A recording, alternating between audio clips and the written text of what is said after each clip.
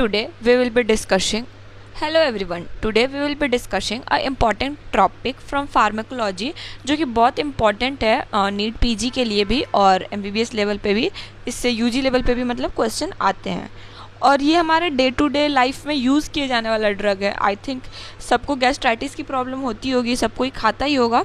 तो आज जानते हैं कि वो जो हम लोग खाते हैं एंटाइस मतलब जो भी हम लोग बोलते हैं ना, गैस हो गया, टैबलेट चाहिए, पेंटअप, ये सब उसमें क्या क्या कॉम्पोजिशन होता है।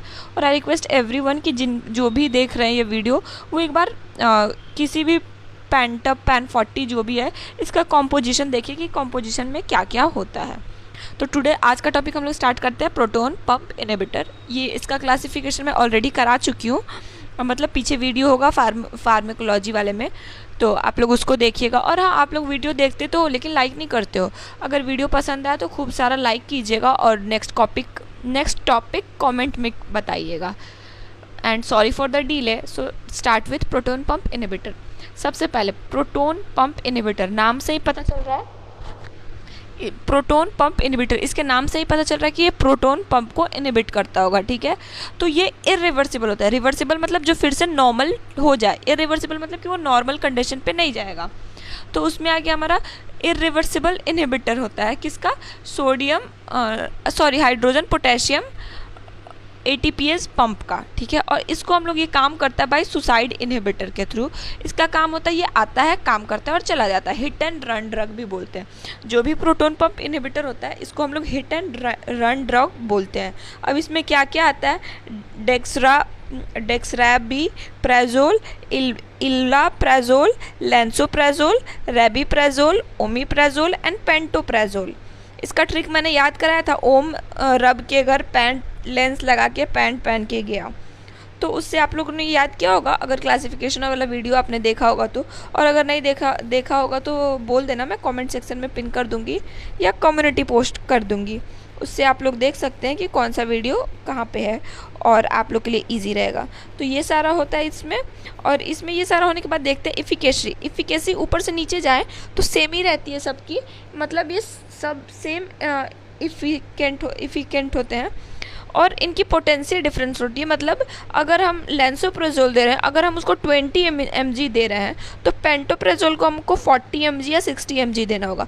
मतलब ये डेक्सारेबिप्राजोल से नीचे पेंटोप्राजोल तक ये most potent to less potent का लिस्ट है, तो इसको आप लोग याद कीजिएगा।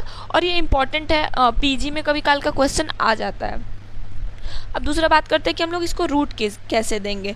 तो मोस्टली जितने भी प्रोटोन पंप होते हैं, जितने भी प्रोटोन पंप इनहिबिटर हैं, PPI हैं, उनको हम लोग ओरल दे सकते हैं। लेकिन इमरजेंसी कंडीशन में कभी कभी हम लोग IM IV देने की ज़रूरत होती है। तो अगर हम IM या IV दे रहे हैं तो बताइए, अगर हम मोस्ट पोटेंट ड्रग दे दें तो वो तो जाके हमारे बॉडी में सर्द काम कर देगा, तो फिर तो हमें प्रॉब्लम हो सकती है। इसलिए हम लोग लेस पोटेंट ड्रग को देते हैं।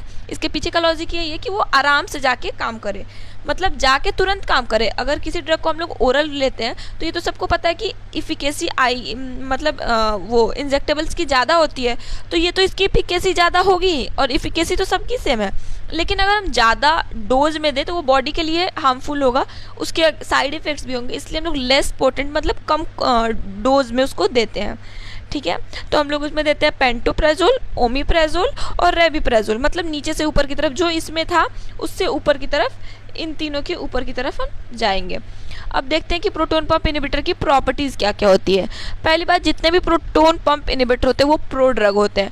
प्रो ड्रग का मतलब ये हुआ कि जो हम लोग ड्रग लेते हैं वो इनएक्टिव फॉर्म होता है, हमारे बॉडी में जाता है, उसका कुछ मेटाबॉलिज्म होता है और वहाँ पे वो जाके एक्टिव फॉर्म में कन्वर्ट होता है। तो जितने भी, और उसके बाद वो अपना काम करना मतलब इफेक्ट शो करता है। तो जितने भी प्रोटोन पंप इनहिबिटर होते हैं वो सारे प्रो ड्रग होते हैं। ये बॉडी में जाके कन्वर्ट होता है एक्टिव फॉर्म में, जिसको हम लोग बोलते हैं सल्फीनामाइड। जितने भी ड्रग होते हैं वो जाके बॉडी में सल्फीनामाइड में कन्वर्ट होते हैं और फिर काम करना शुरू करते हैं। इसका हाफ लाइफ होता है 2 घंटे। अब इसका क्या होता है कि ये HCl के प्रोडक्शन को ही कम कर देता है। HCl कम होगा तो एसिडिटी कम होगी, तो ये उस तरह से प्रिवेंट करता है। ये क्या करता है कि जो साइकिल चल रहा होता है HCl निकलेगा, उसको जाके ये रोक देता है 2 से 4 दिन में, और फिर 2 से 4 दिन तक उसके बाद से फिर से HCl बनना स्टार्ट होता है। फिर आता है सबसे फास्टेस्ट एक्टिंग कौन सा है। सबसे फास्टेस्ट एक्टिंग है हमारा ओमिप्राजोल। ओमिप्राजोल जो है वो सबसे फास्टेस्ट एक्टिंग पीपीआई है। अब देखते हैं अगर एसिड लेवाइल होगा, इसको टैबलेट कैसे बनाएंगे।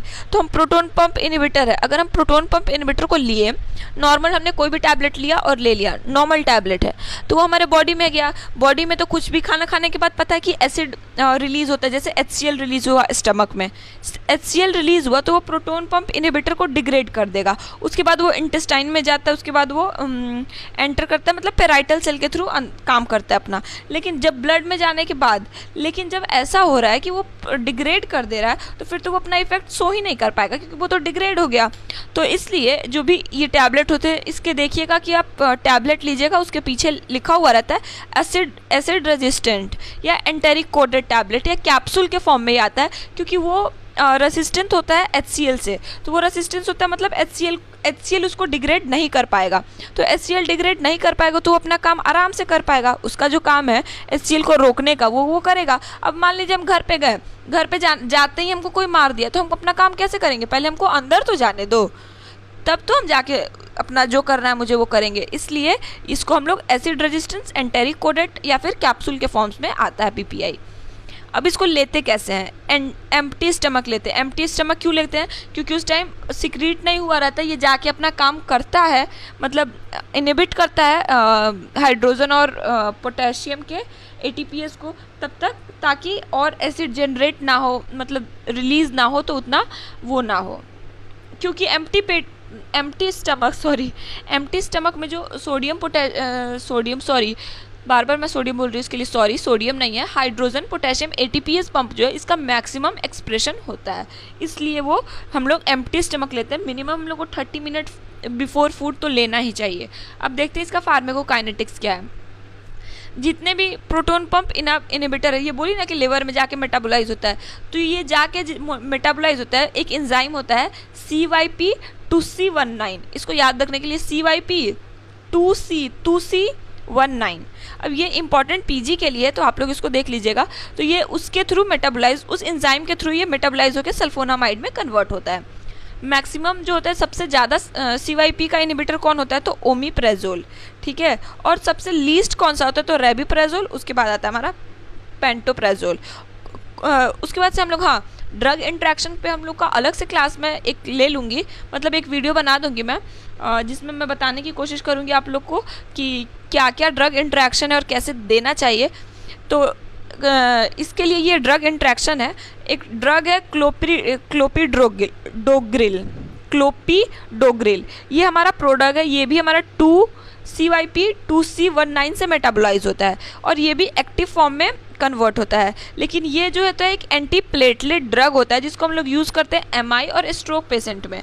तो अगर ये ड्रग किसी पेशेंट को चल रहा होता है, तो उसको हम लोग प्रोटोन पंप इनहिबिटर नहीं देते हैं, क्योंकि दोनों सेम एंजाइम से काम कर रहा है। प्रोटोन पंप इनहिबिटर देंगे तो वो जाएगा, इसको मेटाबोलाइज करेगा, ये इसको मेटाबोलाइज करेगा, इसलिए हम लोग उस केस में क्लोपिडोग्रिल को नहीं देते हैं। याद रखिएगा, सबसे पहले एक अच्छे डॉक्टर और एक मामूली डॉक्टर को यही डिफ्रेंशिएट करता है, क्या देते हैं वो सबको पता होता है, क्या नहीं देते हैं ये ज़्यादा इंपॉर्टेंट होता है। तो ये आप लोग याद रखिएगा, क्लोपिडोग्रिल, ठीक है। और इसके साथ कभी नहीं देते हैं, कभी नहीं, ये प्रैक्टिकली इम्पॉर्टेंट है और ये PG में भी आता है। सो ओमिप्राजोल है, इसको हम लोग कभी कंबाइन नहीं करते हैं। मोस्टली हम लोग ओमिप्राजोल को ही नहीं करते हैं, ठीक है। रेबिप्राजोल हम दे सकते हैं क्लोपिडोग्रिल के साथ, और ये सेफ़ भी है, इन दोनों को हम लोग दे सकते हैं, इनसे कोई इफेक्ट नहीं पड़ेगा। अब दूसरा क्वेश्चन आता है, प्रेगनेंसी में कौन सा हम लोग प्रोटोन पंप इनहिबिटर देंगे? तो ऐसे तो प्रोटोन पंप इनहिबिटर सारे दे सकते हैं, लेकिन जो सबसे सेफेस्ट है वो है हमारा लेंसोप्राजोल, और जिसको अवॉइड करना चाहिए वो है हमारा लोमिप्राजोल। तो लोमिप्राजोल को कहाँ नहीं देना है? उस पेशेंट को नहीं देना है जिसको एंटी प्लेटलेट ड्रग क्लोपिडोग्रिल चलता हो, उसको नहीं देना है, और दूसरा प्रेगनेंसी में नहीं देना है। अब देखते हैं कि प्रोटोन पंप इनहिबिटर का यूज़ कहाँ है। फर्स्ट, ये पेप्टिक अल्सर में ड्रग ऑफ चॉइस है, चाहे वो पेप्टिक अल्सर कैसा भी हो, H. पाइलोरी इंड्यूस्ड हो या एनसिड इंड्यूस हो। अगर H. पाइलोरी इंड्यूस होता है तो उसमें हम लोग proton pump inhibitor plus antibiotics देते हैं, ठीक है। और अगर एनसिड्स इंड्यूस होता है पेप्टिक अल्सर, तो उसमें हम लोग देते हैं उसमें भी हम लोग ये ड्रग देते हैं। ब्लीडिंग पेप्टिक अल्सर होता है या स्टमक ब्लीड होता है, तो उसमें भी हम लोग IV PPI देते हैं। IV PPI के लिए मैंने कौन सा बताया था, पेंटोप्रेजोल ही ने बताया था। तो उसके लिए हम लोग फिर वो ड्रग यूज़ करते हैं। फिर हम लोग दूसरा यूज़ करते हैं GERD में, और GERD में हम लोग प्रोटोन पंप इनहिबिटर यूज़ करते हैं और प्रोकाइनेटिक्स यूज़ करते हैं। जो प्रोटोन पंप इनहिबिटर होता है वो डिक्रीज़ करता है HCl सिक्रीशन को, डिग्रेडेट करता है HCl सिक्रीशन को, और जो प्रोकाइनेटिक्स होता है ये क्या करता है, क्लोज करता है लोअर इसोफिजियल, जिसमें मैंने डोमपेरिडोन और मेजोप्रोडाइड को प्रोकाइनेटिक्स में आता है। इसका डोमपेरिडोन पे मैंने अलग से एक वीडियो बना रखा है, तो उसको जाके आप लोग देखिएगा। फिर हम लोग यूज़ करते हैं इसको उसमें एस्पिरेशन निमोनिया की केस में। एस्पिरेशन निमोनिया में भी हम PPI प्लस प्रोकाइनेटिक देते हैं। ज़ोएंगलर एलिसन सिंड्रोम में हम लोग देते हैं, जिसको हम लोग बोलते हैं गैस्ट्रोनोमा, जो कि क्या होता है, ट्यूमर हो जाता है, जो गैस्ट्रिन सिक्रेटिंग सेल्स होते हैं उसके ट्यूमर होता है, उसको हम लोग बोलते हैं गैस्ट्रिनोमा। और इस केस में हम लोग क्या क्या यूज़ करते हैं, प्रोटोन पंप इनहिबिटर जो कि HCl को रिड्यूस करता है, और दूसरा ओकाट्रोकाइड जो कि हमारे गैस्ट्रिन के लेवल को डिक्रीज़ करता है। अब हम लोग देखेंगे कि एडवर्स इफेक्ट क्या क्या होता है प्रोटोन पंप इनहिबिटर का। एडवर्स इफेक्ट में हम लोग का पहले तो हमारा माइक्रोन्यूट्रिएंट का डेफिशिएंसी और दूसरा इन्फेक्शन हो सकता है। तो माइक्रोन्यूट्रिएंट डेफिशिएंसी में क्या हो सकता है, आयरन की डेफिशिएंसी होगी तो उससे आयरन डेफिशिएंसी एनीमिया होगा। कैल्शियम की डेफिशिएंसी होगी तो उससे ऑस्टियोपोरोसिस हो सकता है। मैग्नीशियम की डेफिशिएंसी होती है तो मैग्नीशियम डेफिशिएंसी मतलब उसके जो भी मैनिफेस्टेशन फीचर्स होते हैं वो मैनिफेस्ट करता है। B12 की डेफिशिएंसी होती है तो मेगालोब्लास्टिक देखने को मिलता है। यूजुअली उतना सीरियस नहीं होता है, बट B12 की डेफिशिएंसी मेगालोब्लास्टिक एनीमिया तक नहीं जाता है, लेकिन उसके कुछ क्लिनिकल मैनिफेस्टेशन प्रेजेंट होते हैं। इन्फेक्शन में हम लोग का कॉमनली इससे एक्वायर्ड निमोनिया हो सकता है और कोलेस्ट्रीडियम डिफिसाइल डायरिया हो सकता है। फिर स्पॉन्टेनियस बैक्टीरियल पेरिटोनाइटिस हो सकता है। मिसलेनियस में हम लोग उतना तो कुछ इंपॉर्टेंट नहीं है। ये क्या करता है, HCl के लेवल को डिक्रीज़ करता है। तो जब HCl का लेवल डिक्रीज़ होगा तो गैस्ट्रिन का सिक्रीशन बढ़ेगा। तो इन लेवल में गैस्ट्रिन के लेवल को इंक्रीज़ होगा तो उससे हो जाएगा हमारा गैस्ट्रिनोमा। उसमें हम लोग क्या होता है, हाइपरगैस्ट्रीमिया।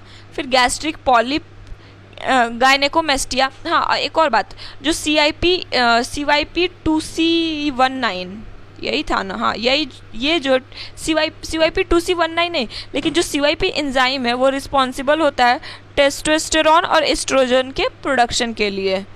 तो ये टेस्टोस्टेरोन और एस्ट्रोजन का प्रोडक्शन में हेल्प करता है। लेकिन जब हम उसको इनहिबिटर ही ले रहे हैं, जो ओमिप्रेजोल है वो CYP एंजाइम इनहिबिटर है, तो जब ये इनहिबिट कर देगा एंजाइम तो टेस्टोस्टेरोन और एस्ट्रोजन का प्रोडक्शन नहीं होगा। तो जब इसका प्रोडक्शन नहीं होगा तो गायनेकोमेस्टिया और इम्पोर्टेंस एडवर्स इफेक्ट में देखने को मिल सकता है किसी भी पेशेंट में, और मेंस्ट्रुअल इरेगुलरिटीज़ भी होगा। रीनल फेलियर हो सकता है, अल्जाइमर डिमेंशिया हो सकती है। बहुत रेयर है और बहुत प्रोलॉन्ग यूज़ पे आता है, तो इसलिए इसका प्रोलॉन्ग यूज़ नहीं होता है। फिर कुछ न्यू PPI अभी आए हैं जिसमें आता है हमारा टेंटोप्रेजोल, वो इरिवर्सिबल PPI है, और दूसरा है हमारा प्रेजोन है, सब जॉल है, ये जोन है। ये कॉम्पिटिटिव ब्लॉकर है पोटेशियम साइड पे, जो हमारा हाइड्रोजन पोटेशियम ATPase पंप है उसका ये कॉम्पिटिटिव ब्लॉकर है। ये सिर्फ पोटेशियम वाले पार्ट से कॉम्पिटिटिवली बाइंड करता है और उसको ब्लॉक करता है। तो इसमें आ गया हमारा वेनोप्रेजोन और रीवाप्रेजोन। ये न्यूली है तो इस पर ज़्यादा क्वेश्चन आता है, तो ये PG के लिए भी बहुत ज़्यादा इंपॉर्टेंट है। सो आज के लिए इतना ही, मिलते हैं आपसे नेक्स्ट वीडियो में। तब तक के लिए like, share and subscribe to my channel. Thank you so much for watching. अगर आपको पसंद आया तो like, share to your family and friends जिसको भी ज़रूरत हो। और हाँ, कोई भी इंपॉर्टेंट टॉपिक्स हो तो उसको आप लोग उसमें कमेंट सेक्शन में बता सकते हैं। Thank you so